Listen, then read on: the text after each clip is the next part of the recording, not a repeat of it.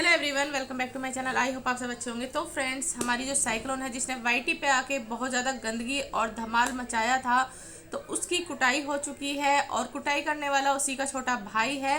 लेकिन यहाँ पे मैं एक बात बोलूँगी, वुमेंस डे पे एक छोटी बच्ची के साथ फ़ोटो खिंचवा के, और वुमेंस डे वाले दिन देखिए, वैसे किसी को याद नहीं आएगा वुमेंस डे है या कुछ भी है, या अपने जो माँ बाप हैं उनकी इज्जत करनी चाहिए। लेकिन जब इस तरह के कोई भी दिन आता है, जैसे फादर डे हो गया, मदर डे हो गया, वुमेंस डे हो गया, तो सबको वो सारी चीज़ें याद आ जाती हैं।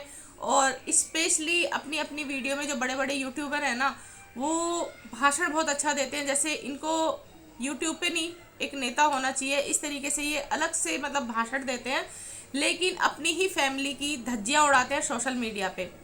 तो यहाँ पे वही चीज़ हुई है। तो ये एक नहीं, बहुत सारे यूट्यूबर ऐसे हैं जो बड़े बड़े हैं, क्योंकि उनको ये पता है अच्छी तरीके से कि पब्लिक उनको देख रही है।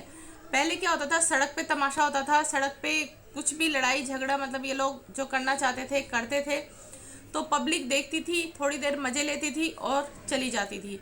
तो वहाँ पे क्या है, इनको कुछ भी ऐसा नहीं होता था। ज़्यादा बहुत ज़्यादा लड़ाई होगी तो बीच बचाव किसी ने करा दिया, तो पैसे तो भाई मिलते ही नहीं थे वहाँ पे जो सड़क पे ही लोग लड़ते थे। लेकिन सोशल मीडिया प्लेटफॉर्म एक ऐसा प्लेटफॉर्म आ गया है कि जिस पे आप अपने घर के मुद्दे, लड़ाई, वो सब लेके आओ जानबूझ के, और साथ में डॉलर कमाओ। तो हर किसी यूट्यूबर ने ये काम करा हुआ है। उसके बाद कोई भी ऐसा डे आता है तो इतना अच्छा लंबा भाषण दे के जाते हैं ना कि भैया इनसे अच्छा और संस्कारी तो कोई है ही नहीं। तो यहाँ पे मैं जिसकी बात कर रही हूँ वो है एक लंगूर, जो कि अपने आप को बहुत ज़्यादा पावरफुल समझता है और बात बात पे वो धमकियाँ देता है सोशल मीडिया पे।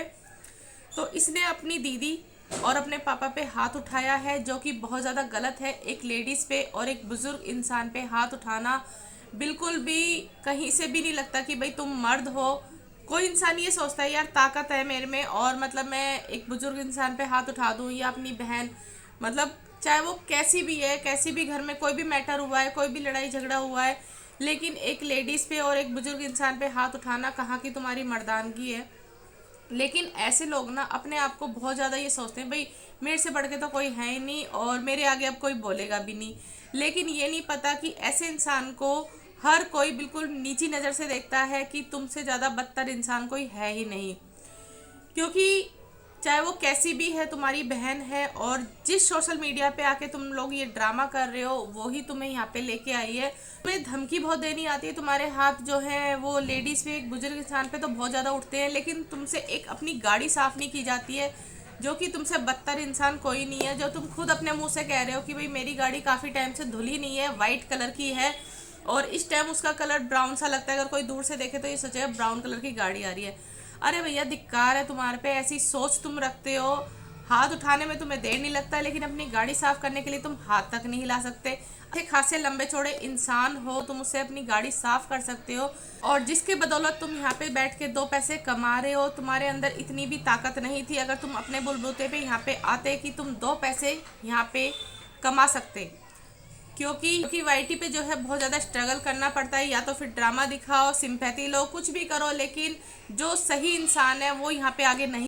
नेचर तो तुम दोनों को एक दूसरे का पहले से ही पता होगा, लेकिन उसके बावजूद तुम्हारी बहन ने तुम्हारी हेल्प करी, अपने ही सब्सक्राइबरों से बोला कि जाके मेरे भाई को भी सब्सक्राइब कर लो, कम्युनिटी पे भी तुम्हें शेयर किया, लेकिन यहाँ तक आज तुम पहुँचे हो तो सिर्फ उसकी बदौलत। तुम दोनों वैसे तो कहते हो अपने आप को MBA हो, लेकिन मुझे कहीं से भी नहीं लगता तुम दोनों को देख के कि भाई तुम दोनों MBA हो। इस तरीके से कुत्ते बिल्लियों की तरह तुम लड़ते हो कि अच्छे खासे परिवार का जो भी सदस्य है वो इस तरह नहीं लड़ सकता है।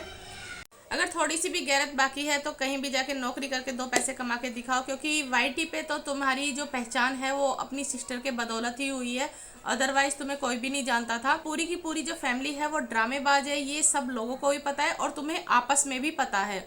इसीलिए तुम एक दूसरे की गलतियों पे साथ देते हो, और पूरी स्क्रिप्ट लिखी जाती है उसके बाद ही तुम लोग वीडियो बनाते हो। लेकिन जो अंकल हैं उन्हें मैं मानती हूँ वो पीते ज़रूर हैं, लेकिन सबसे मेहनती तुम तीनों में वही हैं, क्योंकि वो जब अपनी वीडियो में कोई भी रेसिपी दिखाते हैं तो मेहनत करते हैं।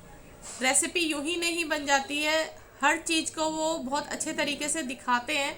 हालांकि गंदगी में मैं ये कहूँगी कि भाई सफाई नहीं है उनके काम में, लेकिन हाँ रेसिपी दिखाने में वो पूरी अच्छे से मतलब मेहनत करते हैं। तो तुम्हारे में से तीनों में से कोई भी ऐसा नहीं करता है।